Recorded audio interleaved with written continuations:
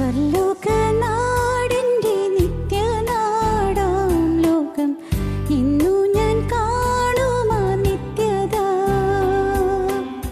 സ്വർലോകനാടിൻ്റെ നിത്യനാടാം ലോകം ഇന്നു ഞാൻ കാണുമാ നിത്യത.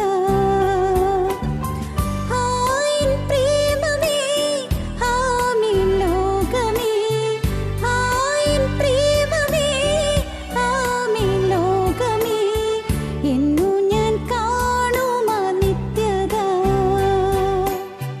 എന്നു ഞാൻ കാണുമാ നിത്യത.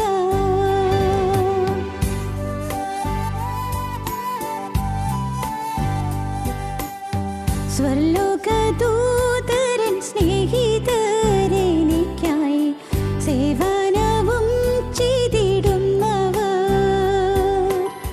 സ്വർലോകദൂതരൻ സ്നേഹിതരെനിക്കായി സേവനവും ചെയ്തിടുന്നവർ. ദൈവസമ്മുഖേ നിന്നിടുന്നവർ, ദൈവസമ്മുഖേ നിന്നിടുന്നവർ, ദൈവമുഖം കണ്ടിടുന്നവർ, ദൈവമുഖം കണ്ടിടുന്നവർ.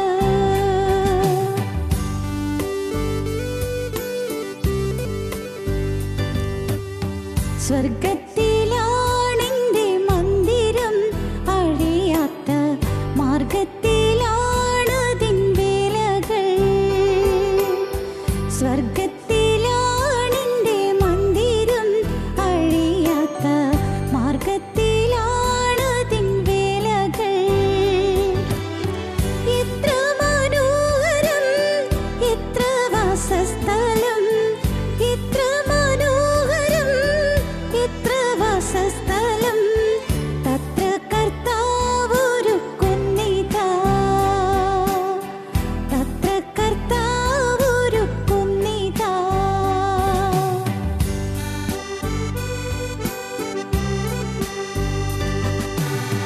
സ്വർഗത്തിനിഷ്ടമനുഷ്ഠിപ്പോരാകുന്നൻ അപ്പനും അമ്മയും സോദര. സ്വർഗത്തിനിഷ്ടമനുഷ്ഠിപ്പോരാകുന്നൻ അപ്പനും അമ്മയും സോദര. ദൈവത്തിൻ വേലക്കാർ ഉത്തമ സാക്ഷികൾ, ദൈവത്തിൻ വേലക്കാർ ഉത്തമ സാക്ഷികൾ, വാഗ്ദത്തം പ്രാപിച്ച സിദ്ധന്മാർ, വാഗ്ദത്തം പ്രാപിച്ച സിദ്ധന്മാർ.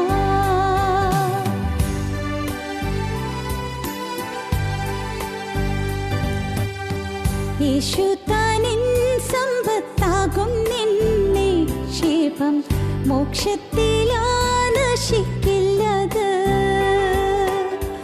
യേശു താനിൻ സമ്പത്താകും നിക്ഷേപം, മോക്ഷത്തിലാ നശിക്കില്ലത്. ഈ ലോകലാഭങ്ങൾ ചപ്പും കുപ്പയും, ഈ ലോകലാഭങ്ങൾ ചപ്പും കുപ്പയും, എപ്പോഴും ഛേദമെന്നെണ്ണും നീ. ഞങ്ങളും ക്രൂശിക്കപ്പെട്ട ക്രിസ്തുവിനെ പ്രസംഗിക്കുന്നു. ദൈവത്തിന് സ്തോത്രം. യാക്കോബിൻ്റെ ലേഖനം 4-ാം അധ്യായത്തിൻ്റെ ഒടുവിലത്തെ വാക്യം നമുക്ക് വായിക്കാം. യാക്കോബിൻ്റെ ലേഖനം 4-ാം അധ്യായത്തിൻ്റെ ഒടുവിലത്തെ വാക്യം വായിക്കാം. നന്മ ചെയ്യുവാൻ അറിഞ്ഞിട്ടും ചെയ്യാത്തവന് അത് പാപം തന്നെ. ദൈവത്തിന് സ്തോത്രം. നന്മ ചെയ്യുവാൻ അറിഞ്ഞിട്ടും ചെയ്യാത്തവന് അത് പാപം തന്നെ. എന്താണ് പാപം? പാപം അതിര് കടക്കുക എന്നുള്ളതാണ് ഇതിൻ്റെ അർത്ഥം. പാപം അതിര് കടക്കുക. ഹമാർട്ടിയ എന്ന ഒരു മൂലപദത്തിൽ നിന്നാണ് പാപം, സിൻ എന്ന പദം ഉത്ഭവിച്ചത്. ഹമാർട്ടിയ എന്ന് പറഞ്ഞാൽ അതിര് കടക്കുക. ദൈവം വെച്ചിരിക്കുന്ന അതിരുണ്ട്, ആ അതിര് കടന്നു പോകുക. നമ്മുടെ എല്ലാവരുടെയും ജീവിതത്തിൽ ദൈവം കൃപ ചെയ്ത ചില അതിരുകൾ വെച്ച് തന്നിട്ടുണ്ട്. നമുക്ക് ഏറ്റവും ശോഭനമായ നല്ല ഭാവി ലഭിക്കുന്നതിന് കർത്താവ് ചില അതിരുകൾ വെച്ച് തന്നിട്ടുണ്ട്.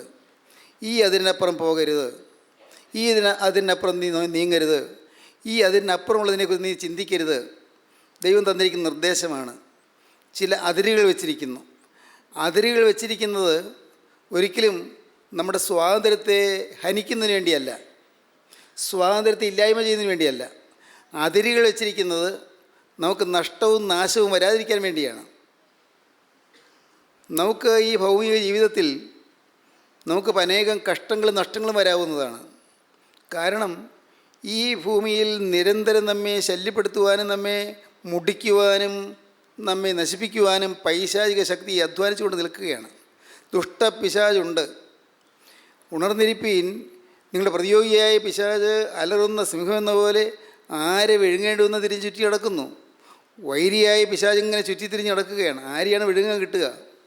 ഓരോരുത്തർക്കും എതിരെ പിശാച് കെണികൾ വയ്ക്കുന്നു. തന്ത്രശാലിയായ പിശാച് പല രീതിയിലുള്ളതായ കെണികളും കുടുക്കുകളും വെച്ച് നമ്മെ വീഴിക്കാൻ ശ്രമിക്കുന്നു. നിങ്ങൾ ഉണർന്നിരിപ്പീൻ. അതുകൊണ്ട് കർത്താവ് പറയുന്നു, ഈ കുടുക്കുകളിൽ നിങ്ങൾ വീഴാതിരിക്കാൻ ഞാൻ നിങ്ങൾക്ക് ചില അതിരുകൾ വയ്ക്കുകയാണ്. ഏറ്റവും ഒന്നാമത്തെ അതിര് ഇവിടെ തൊട്ട് മുമ്പ് പറഞ്ഞിരിക്കുന്ന കാര്യങ്ങളാണ്. നിങ്ങൾ ഒരിക്കലും നിങ്ങളുടെ ഈ ജീവിതത്തിൽ ആശ്രയിച്ചു പോകരുത്. ഈ ഭൗതികമായ ജീവിതത്തിൽ നിങ്ങൾ ശരണപ്പെട്ടു പോകരുത്. ഇതൊന്നും ശാശ്വതമല്ല. ഈ ഭൗതികമായ ജീവിതം താൽക്കാലികം മാത്രമാണ്. ഏതാനും നാൾ കഴിഞ്ഞ് നിങ്ങൾ നിത്യതയിലേക്ക് കടക്കാൻ പോവുകയാണ്. നാളത്തെ കാര്യങ്ങളെക്കുറിച്ച് ഇന്ന് പദ്ധതികൾ ആസൂത്രണം ചെയ്താലും അതൊന്നും സാധ്യതപ്രായമാകണമെന്നില്ല, അതൊന്നും പ്രായോഗികമായി അനുഭവിക്കണമെന്നില്ല. പദ്ധതികൾ നമുക്ക് പ്ലാൻ ചെയ്യാം, പല പരിപാടികൾ നമുക്ക് തയ്യാറാക്കാം. ഇന്നോ നാളെയോ ഞങ്ങൾ ഇന്ന പട്ടണത്തിൽ പോയി വ്യാപാരം ചെയ്ത് ലാഭം ഉണ്ടാക്കുമെന്ന് പറയുന്നവരെ കേൾപ്പീൻ. നാളത്തേത് നിങ്ങൾ അറിയുന്നില്ലല്ലോ. നിങ്ങളുടെ ജീവൻ എങ്ങനെയുള്ളത്? അല്പനേരത്തേക്ക് കാണുന്നതും പിന്നെ മറഞ്ഞു പോകുന്നതുമായ ആവിയല്ലോ. കർത്താവിന് ഇഷ്ടമുണ്ടെങ്കിൽ ഞങ്ങൾ ജീവിച്ചിരുന്ന് ഇന്നത് ചെയ്യുമെന്നല്ലയോ നിങ്ങൾ പറയേണ്ടത്. നിങ്ങളോ വമ്പ് പറഞ്ഞ് പ്രശംസിക്കുന്നു. ഈ പ്രശംസയെല്ലാം ദോഷമാകുന്നു. നാളെയെക്കുറിച്ചുള്ള നിങ്ങളുടെ പരിപാടികൾ നിങ്ങൾക്ക് സ്വന്തമായൊരു ആത്മധൈര്യം കൊണ്ടാണ് പറയുന്നത്. ആത്മധൈര്യം, ധൈര്യം വേണ്ടെന്നല്ല, പക്ഷേ ഞാൻ അക്കാര്യം നിവർത്തിക്കും, എനിക്കത് സാധിക്കും എന്ന് ചിന്തിക്കുന്നത് പാവമാണ്. എനിക്ക് സാധിക്കുകയില്ല, എന്നെക്കൊണ്ട് സാധിക്കുകയില്ല. എനിക്ക് സാധിക്കണമെങ്കിൽ അവിടുത്തെ കൃപ വേണം. നിത്യനായ ക്രിസ്തുവിൻ്റെ കൃപ എനിക്കുണ്ടെങ്കിൽ മാത്രമേ അത് സാധിക്കുകയുള്ളൂ. അപ്പോസ്തലനായ പൗലോസ് പറഞ്ഞു, എന്നെ ശക്തനാക്കുന്ന മുഖാന്തരം ഞാൻ സകലത്തിൻ്റെ മതിയാകുന്നു. എന്നെ ശക്തനാക്കുന്ന ഒരാളുണ്ട്. എന്നെ ശക്തനാക്കുന്ന മുഖാന്തരം ഞാൻ സകലത്തിന് മതിയാകുന്നു. ഫിലിപ്പിയ ലേഖനം 4-ാം അധ്യായത്തിൽ നമുക്ക് വായിക്കാം, എന്നെ ശക്തനാക്കുന്ന മുഖാന്തരം ഞാൻ സകലത്തിന് മതിയാകുന്നു. എന്നെ ശക്തനാക്കുന്നവൻ മുഖാന്തരം ഞാൻ സകലത്തിനും മതിയാകുന്നു. എന്നെ ശക്തനാക്കുന്നവൻ മുഖാന്തരം ഞാൻ സകലത്തിന് മതിയാകുന്നു. എല്ലാറ്റിനും മതിയാകും, എനിക്ക് സാധിക്കും. എൻ്റെ കഴിവുകൊണ്ടല്ല, എൻ്റെ പ്രാപ്തി കൊണ്ടല്ല, എൻ്റെ മികവ് കൊണ്ടല്ല, എൻ്റെ സ്കിൽ കൊണ്ടല്ല, നൈപുണ്യം കൊണ്ടല്ല. പിന്നെ എന്തുകൊണ്ട്? എന്നെ ശക്തനാക്കുന്ന ഒരാളുണ്ട്. എന്നെ ശക്തനാക്കുന്ന മുഖാന്തരം ഞാൻ സകലത്തിന് മതിയാകുന്നു. എൻ്റെ മെറിറ്റ് കൊണ്ടല്ല, അവിടുത്തെ കൃപ കൊണ്ടാണ്. എൻ്റെ മെറിറ്റ് കൊണ്ട്, എൻ്റെ കഴിവ് കൊണ്ടല്ല, എൻ്റെ യോഗ്യത കൊണ്ടല്ല, അവിടുത്തെ കൃപ കൊണ്ട്. എന്നെ ശക്തനാക്കുന്ന മുഖാന്തരം ഞാൻ സകലത്തിന് മതിയാകുന്നു. 18-ാം സംഘത്തിന് വായിക്കുമ്പോൾ കാണാം, സംഘത്തിനക്കാരൻ പാടുകയാണ്, നീ എൻ്റെ ദൈവത്തെ കത്തിക്കും, എൻ്റെ ദൈവമായ യഹോവ എൻ്റെ അന്ധകാരത്തെ പ്രകാശമാക്കും. നിന്നാൽ ഞാൻ പടക്കൂട്ടത്തിന് നേരെ പാഞ്ഞു ചെല്ലും, എൻ്റെ ദൈവത്താൽ ഞാൻ മതിൽ ചാടിക്കടക്കും. മതിലുണ്ട്, കടന്നു പോകാൻ പ്രയാസമാണ്, മുന്നോട്ടുള്ള വഴി ദുർഘടമാണ്. ഈ വന്മതിൽ എങ്ങനെ ചാടിക്കടക്കും? ഈ വന്മതിൽ ചാടിക്കടന്ന് എപ്പുറത്തേക്ക് പോകും? ഈ വിഘ്നങ്ങൾ, ജീവിതത്തിൽ ഉയർന്നു വരുന്നതായി ഈ തടസ്സങ്ങൾ എങ്ങനെ മറികടക്കും? മതിൽ ഉയർന്നു നിൽക്കുന്നു, പക്ഷേ എൻ്റെ ദൈവത്താൽ ഞാൻ മതിൽ ചാടിക്കടക്കും. അവനാൽ ഞാൻ പടക്കൂട്ടത്തിന് നേരെ പാഞ്ഞു ചെല്ലും. എൻ്റെ ദൈവമായ യഹോവ എൻ്റെ അന്ധകാരത്തെ പ്രകാശമാക്കും. നീ എൻ്റെ ദൈവത്തെ കത്തിക്കും. എൻ്റെ ദൈവത്തെ കത്തിക്കാൻ എനിക്ക് സാധ്യമല്ല. എൻ്റെ ദൈവം എന്നും കെട്ടിരിക്കുന്ന ദൈവമാണ്. കർത്താവെ, നീ കത്തിച്ചു തന്നാലേ ഉള്ളൂ. എൻ്റെ ഒരുക്കം കൊണ്ട് എൻ്റെ ദൈവം കത്തുകയില്ല, എൻ്റെ പ്രാർത്ഥന കൊണ്ട് എൻ്റെ ദൈവം കത്തുകയില്ല, എൻ്റെ ജീവിതത്തിൽ ചില പ്രമാണങ്ങൾ അനുഷ്ഠിക്കുന്നതുകൊണ്ട് എൻ്റെ ദൈവം കത്തുകയില്ല. എൻ്റെ ദൈവം കത്തുന്നത് കൃപയാലാണ്. എനിക്ക് ജീവൻ കിട്ടുന്നത് ദൈവത്തിൻ്റെ കൃപയാലാണ്. എൻ്റെ പാപം മാറുന്ന ദൈവത്തിൻ്റെ കൃപയാലാണ്. പാപത്തിന് മേൽ ജയം കിട്ടുന്നത് ദൈവത്തിൻ്റെ കൃപയാലാണ്. ദൈവമേ, എനിക്ക് ഒരു വിജയജീവിതം ലഭിക്കുന്നത് ദൈവത്തിൻ്റെ കൃപയാലാണ്. എൻ്റെ കോപം മാറുന്നത് ദൈവത്തിൻ്റെ കൃപയാലാണ്. എൻ്റെ അശുദ്ധി മാറുന്നത് ദൈവത്തിൻ്റെ കൃപയാലാണ്. എനിക്ക് ശക്തി ലഭിക്കുന്ന ദൈവത്തിൻ്റെ കൃപയാലാണ്. എന്നെ ശക്തനാക്കുന്ന മുഖാന്തരം ഞാൻ സകലത്തിന് മതിയാകുന്നു. സ്തോത്രം. പ്രിയപ്പെട്ടവരെ, ഇതൊരു വലിയ യാഥാർത്ഥ്യമാണ്. നിങ്ങൾ വിശ്വസിക്കൂ, നിങ്ങളെക്കൊണ്ടൊന്നും സാധിക്കില്ല, എന്നെക്കൊണ്ടൊന്നും സാധിക്കുകയില്ല. നാം എല്ലാം വെറും സാധാരണ മനുഷ്യർ. പാപം ചെയ്യാൻ മാത്രമേ നമുക്കറിയാവൂ. നമ്മിൽ സ്വാഭാവികമായി വരുന്നത് പാപമാണ്. നാം ഓരോ കാര്യങ്ങൾ എടുത്ത് നോക്കിക്കോ, അതെല്ലാം പാപം ഒളിഞ്ഞിരിക്കുന്നത് കാണാം. നിങ്ങളുടെ ജീവിതത്തിൽ നിങ്ങളുടെ ഒരു സ്വയം മുന്തി നിൽക്കുന്നു. ആ സ്വയം എന്ന് പറയുന്ന ആ ഒരു ഭീകരശക്തി, അതൊരു ഭയങ്കര ശക്തിയാണ്. നമ്മുടെ തന്നെ ഹൃദയത്തിലുള്ളതായ ഒരു ശക്തിയാണ്, പുറമേ നിന്ന് വരുന്നതല്ല. നമ്മുടെ തന്നെ ആളത്തിലുള്ളതായ ശക്തിയാണ്. ഒരു ഇഗോ, അല്ലെങ്കിൽ ഒരു സെൽഫ്, അല്ലെങ്കിൽ ഒരു സ്വയം. അത് തകരുമ്പോഴാണ് ക്രിസ്തുവിന് പ്രവർത്തിക്കാൻ സാധിക്കുന്നത്. അത് തകരാൻ ഞാൻ ആഗ്രഹിക്കുമ്പോഴാണ് അത് ദൈവം തകർത്ത് തരുന്നത്. എൻ്റെ സ്വയം തകരണം, എൻ്റെ തന്നിഷ്ടം തകരണം, എൻ്റെ സ്വന്തം ആത്മീയം പോലും തകരണം, എൻ്റെ സ്വന്തം നന്മകൾ പോലും തകരണം. എൻ്റേതില്ല, അവിടുത്തെ ക്രമം മാത്രം. ഏതെങ്കിലും തരത്തിൽ നിങ്ങൾ പ്രശംസിക്കുന്നുണ്ടെങ്കിൽ ഈ വക പ്രശംസയെല്ലാം ദോഷമാകുന്നു. നിങ്ങളുടെ സ്വന്തം കഴിവിൽ ഏതെങ്കിലും കാര്യത്തിൽ നിങ്ങൾക്കൊരു പ്രശംസ തോന്നുന്നെങ്കിൽ ഈ വക പ്രശംസയെല്ലാം ദോഷമാകുന്നു. എന്നാൽ ഇത് തെറ്റാണ് നിങ്ങൾ അറിഞ്ഞിട്ടും പിന്നെയും അത് ചെയ്തു പോയാലോ അത് മഹാപാപമാണ്.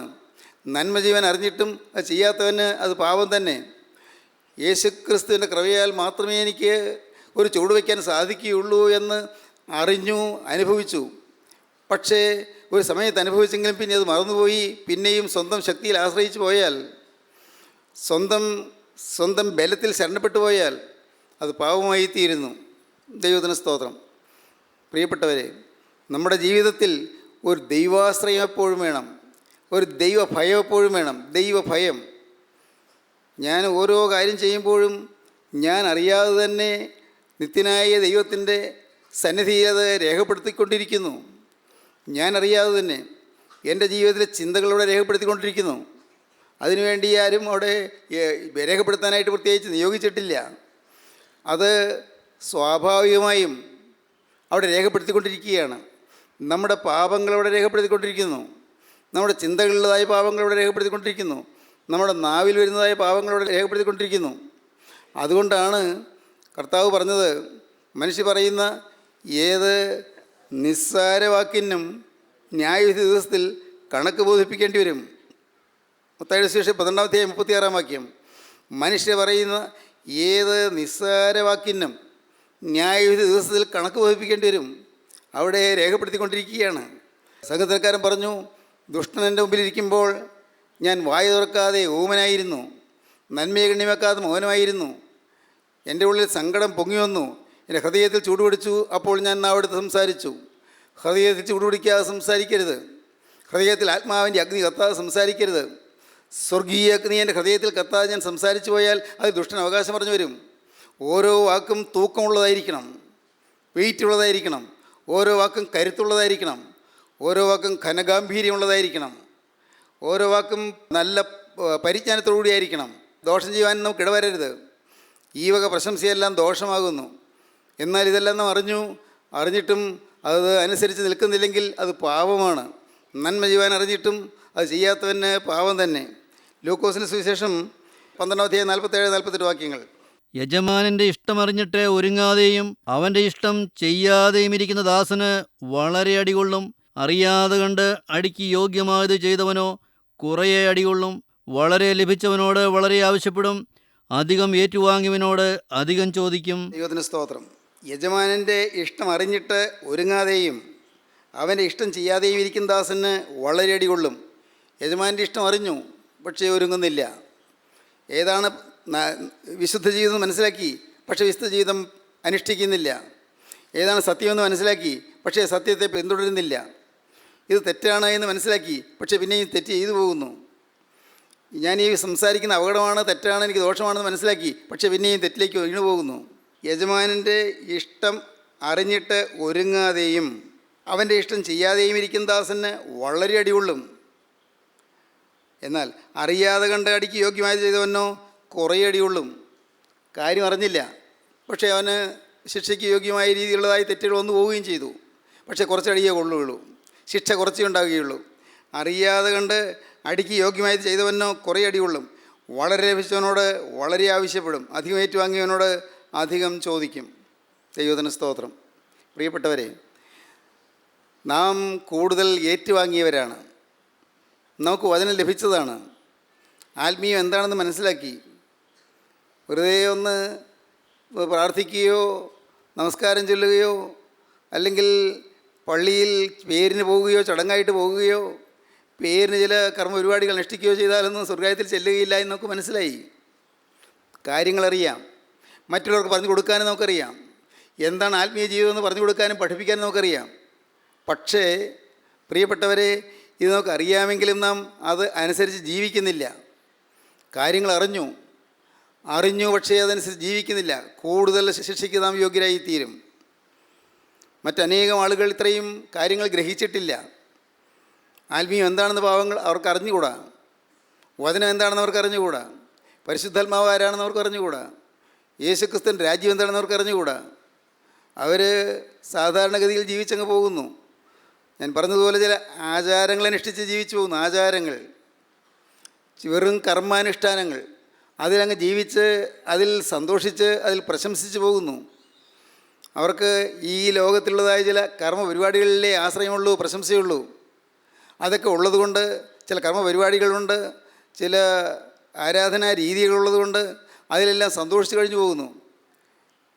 നേർച്ച കഴിക്കുക, അല്ലെങ്കിൽ ഗീവരസതായുടെ ഊട്ട് കഴിക്കുക, അതല്ലെങ്കിൽ നേർച്ച പണം ഭണ്ഡാരപ്പെട്ടിയിലിടുക, അതുമല്ലെങ്കിൽ നിങ്ങൾ ഏതെങ്കിലും ആൾരൂപം ഭണ്ഡാരപ്പെട്ടിയിലിടുക, ഇതൊന്നുമല്ലെങ്കിൽ നിങ്ങൾ ഏതെങ്കിലും നല്ല വസ്തുക്കൾ, കുരിശോ കൊടയോ ഏതെങ്കിലും പള്ളിക്ക് സംഭാവന കൊടുക്കുക, ഇതെല്ലാം ചെയ്ത് രക്ഷപ്പെടാമെന്ന് ധരിക്കുന്ന ആളുകളുണ്ട്. അതെല്ലാം രക്ഷപ്പെട്ടതിന് ശേഷം ചെയ്യുന്ന കാര്യങ്ങളാണ്. രക്ഷപ്പെട്ടവൻ നന്മ ചെയ്യണം.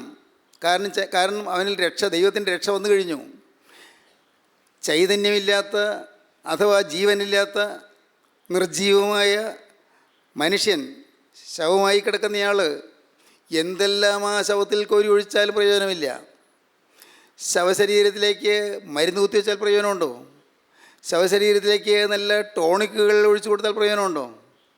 ശവശരീരത്തിന് ഏതെല്ലാം ചികിത്സകൾ ചെയ്താലോ ഏതെല്ലാം പരിചരണങ്ങൾ ചെയ്താലോ പ്രയോജനമുണ്ടോ? എന്നാൽ ശവശരീരത്തിന് ആവശ്യം എന്താണ്?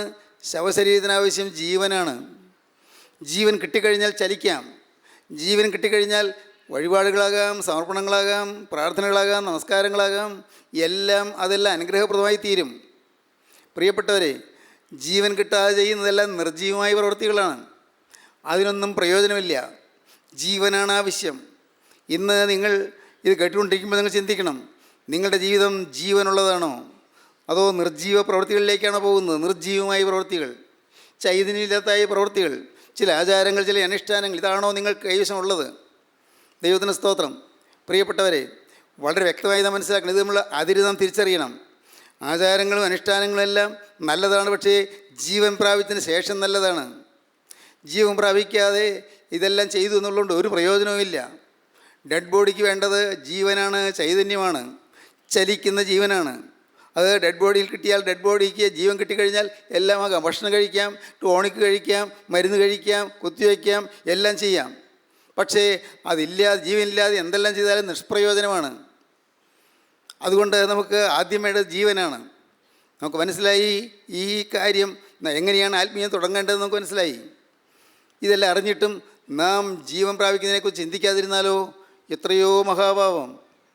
ഇന്ന് അനേകം ആളുകൾ, ഒരുപക്ഷെ നമ്മുടെ കൂട്ടായ്മയിൽ വരുന്ന ആളുകൾ തന്നെ പലരും കൂട്ടായ്മയിൽ വരുന്നുണ്ട്, പ്രാർത്ഥനയ്ക്ക് കൂടുന്നുണ്ട്, വചനം കേൾക്കുന്നുണ്ട്, പക്ഷേ ജീവൻ പ്രാപിക്കുന്നില്ല. ആത്മാവ് തൊടുന്നില്ല, പരിശുദ്ധാത്മാവ് അകത്തേക്ക് വരുന്നില്ല. വചനം കേട്ട് ഒരു തീരുമാനം വരും, പക്ഷേ ക്ഷണപ്രഭാചഞ്ചലം എന്ന് പറഞ്ഞാൽ എന്താണ്?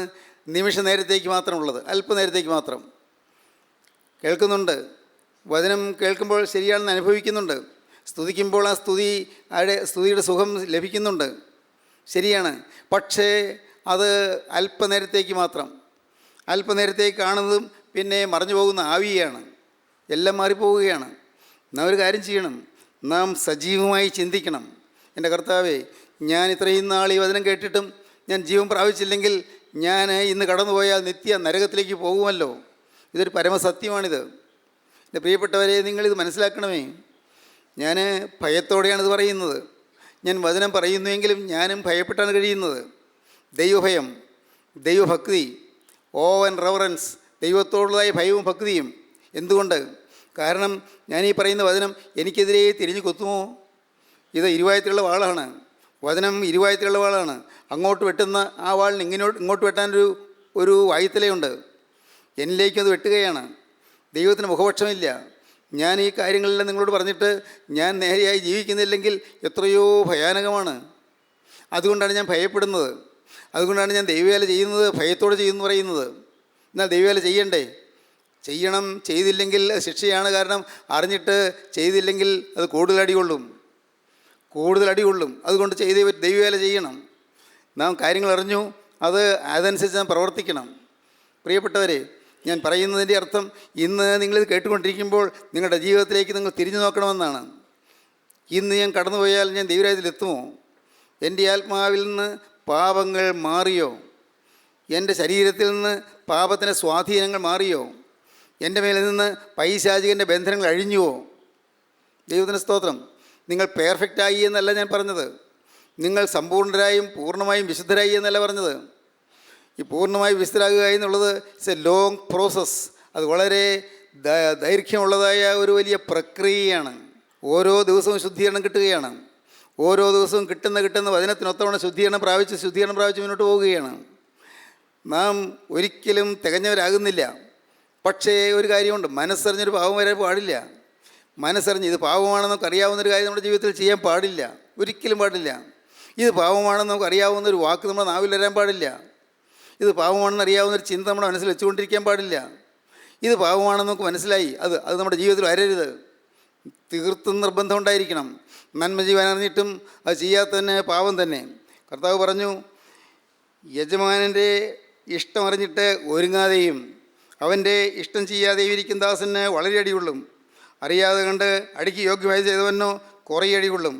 വളരെ ലഭിച്ചവനോട് വളരെ ആവശ്യപ്പെടും. അധികം ഏറ്റുവാങ്ങിയവനോട് അധികം ചോദിക്കും. നാം അധികം ഏറ്റുവാങ്ങിയവരാണ്, അധികം കേട്ടവരാണ്, അധികം അനുഭവിച്ചവരാണ്. ഇല്ലേ? ഒരു സെക്കൻഡ് ചിന്തിക്കൂ. നിങ്ങൾ ഈ വചനം കേട്ടു തുടങ്ങിയതിന് ശേഷം, ഈ കൂട്ടായ്മ വന്നതിന് ശേഷം നിങ്ങൾ ചില മാറ്റങ്ങൾ വന്നില്ലേ? നിങ്ങൾ കരഞ്ഞ് നിലവിളിച്ച് നിങ്ങൾ പ്രാർത്ഥിച്ചപ്പോൾ ചില കാര്യങ്ങൾ ദൈവം സാധിപ്പിച്ച് തന്നില്ലേ? നിങ്ങളുടെ കണ്ണുനീര് മാനിച്ച് ദൈവം ചിലത് നിങ്ങൾ ചെയ്തു തന്നില്ലേ? നിങ്ങളുടെ വേദനകൾ കർത്താവ് കണ്ടില്ലേ? പ്രാർത്ഥന കേൾക്കുന്നൊരു ദൈവം ഉണ്ടെന്ന് നിങ്ങൾക്ക് അനുഭവം കിട്ടിയതല്ലേ? സത്യമായ ഒരു ദൈവം ജീവിക്കുന്ന നിങ്ങൾക്ക് അനുഭവം കിട്ടിയതല്ലേ? ഇല്ലേ? സത്യമായ ഒരു ദൈവം ജീവിക്കുന്നു. ആ ദൈവം എൻ്റെ വേദനകൾ അറിയുന്നു. ആ ദൈവം എൻ്റെ പ്രാർത്ഥന കേൾക്കുന്നു. ആ ജീവനുള്ള ദൈവം എപ്പോഴും എന്നെ കണ്ടുകൊണ്ടിരിക്കുന്നു. എൻ്റെ എത്രയോ വർഷങ്ങൾക്കുമുള്ള കാര്യങ്ങൾ ദൈവം ഇപ്പോൾ വെളിപ്പെടുത്തി തരുന്നത് എന്തിന്? എന്നെ ശുദ്ധീകരിക്കാനാണ്. വർഷങ്ങൾക്ക് മുമ്പ് ചെയ്തു പോയ ചില കാര്യങ്ങൾ ദൈവത്തിൻ്റെ സെൻറ്റിൽ എഴുതപ്പെട്ട് കിടക്കുന്നത് ഇപ്പോഴും മാഞ്ഞു പോയിട്ടില്ല എന്ന് എനിക്ക് കാണിച്ചു തരുന്നത് ദൈവം എന്നെ സ്നേഹിക്കുന്നതുകൊണ്ടാണ്. ദൈവമേ, ഇതെല്ലാം നമുക്ക് അനുഭവങ്ങൾ കിട്ടിയതല്ലേ? ദൈവത്തിന് സ്തോത്രം. അനേകം അനുഭവങ്ങൾ.